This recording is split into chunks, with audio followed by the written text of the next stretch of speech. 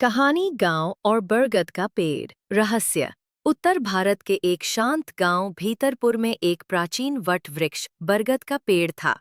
गांव वाले मानते थे कि उस पेड़ के नीचे रात में कोई नहीं जाता, वहां कुछ अशुभ है। दादी नानी की कहानियों में हमेशा ये पेड़ आता और कहा जाता कि 100 साल पहले यहाँ एक तांत्रिक को जला दिया गया था, जिसने गांव की बहू बेटियों पर काली नजर डाली थी। गांव में ही एक युवा शोधकर्ता अर्जुन हाल ही में दिल्ली से आया था।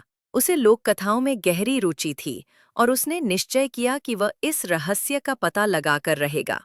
गांव के बुजुर्गों ने उसे मना किया, बेटा, वो जगह नहीं है तुझे जानने की। कई लोग गए, लौटकर नहीं आए। लेकिन अर्जुन के भीतर की जिज्ञासा आग बन चुकी थी। अर्जुन ने गांव में रहना शुरू किया। दिन में वो लोगों से कहानियां सुनता और रात को पुराने कागजात व मंदिर की पुरानी पुस्तकों को पढ़ता। एक दिन उसे गांव के पुराने मंदिर में एक तांत्रिक की हस्तलिखित पुस्तक मिली। उस पर धूल जमी थी, पर अक्षर चमक रहे थे। उस पुस्तक में एक मंत्र था जो आत्माओं को बांधने के लिए प्रयोग होता था, और एक चेतावनी, जो वट वृक्ष की जड़ों को छुएगा वह अपने प्राण खोएगा। अर्जुन को ये मात्र अंधविश्वास लगा। उसने तय किया वह अगली पूर्णिमा की रात उस वट वृक्ष के नीचे जाएगा। पूर्णिमा की रात थी। गांव सन्नाटे में डूबा था। अर्जुन ने अपनी टॉर्च, कैमरा और पुरानी पुस्तक लेकर वट वृक्ष की ओर प्रस्थान किया। जैसे ही वह पेड़ के पास पहुंचा, एक तेज ठंडी हवा चली। अर्जुन ने देखा कि पेड़ की जड़ें मानो किसी आकृति में फैली थीं, कुछ ऐसा जिसे उसने पुस्तक में देखा था। अचानक उसकी टॉर्च बंद हो गई।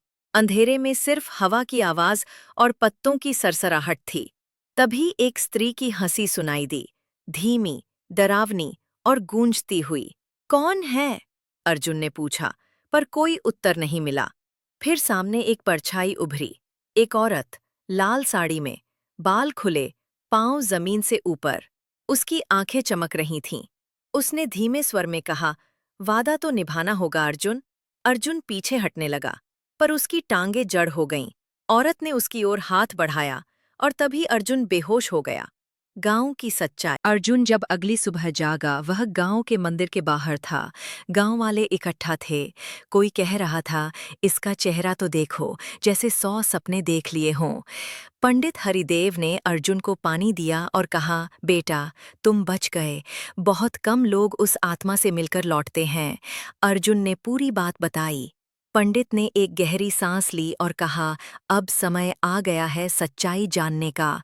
उन्होंने बताया, 100 साल पहले गांव में राधिका नाम की युवती थी, जो तांत्रिक भीमनाथ की शिष्य बन गई थी। उसने भीमनाथ की शक्ति को चुरा लिया और उसे उसी वटवृक्ष के नीचे मार डाला। लेकिन गांव वालों ने उसे चुड़ैल मानकर जला दिया। मरते समय उसने शपथ ली कि वह हर 100 साल में एक पुरुष को वश में करेगी, और वही रात थी, पूर्णिमा की, 100 साल बाद। तुम वो चुना गया पुरुष हो अर्जुन, पंडित ने कहा। अर्जुन डरा हुआ था, पर अब पीछे हटना संभव नहीं था। पंडित हरिदेव और कुछ गांव वाले एक विशेष पूजा की तैयारी करने लगे। ब्रह्म मंत्रों के साथ अग्निहवन और तुलसी जल का प्रयोग।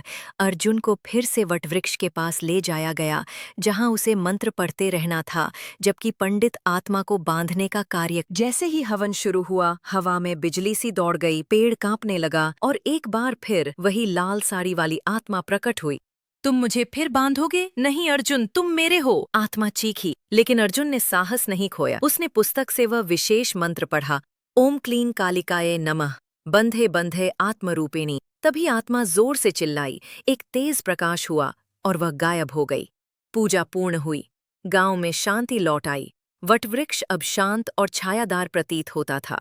अर्जुन ने गांव को अलविदा कहा, पर जाते जाते वह राधिका की कहानी को किताब में लिखने का निर्णय कर चुका था, ताकि लोग ये समझें कि हर आत्मा बुरी नहीं होती, कभी कभी वह न्याय भी चाहती है।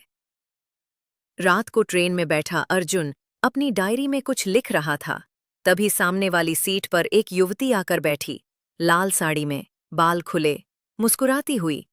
क्या तुमने मुझे पहचाना, अर्जुन? कहानी फिर से शुरू हो चुकी थी।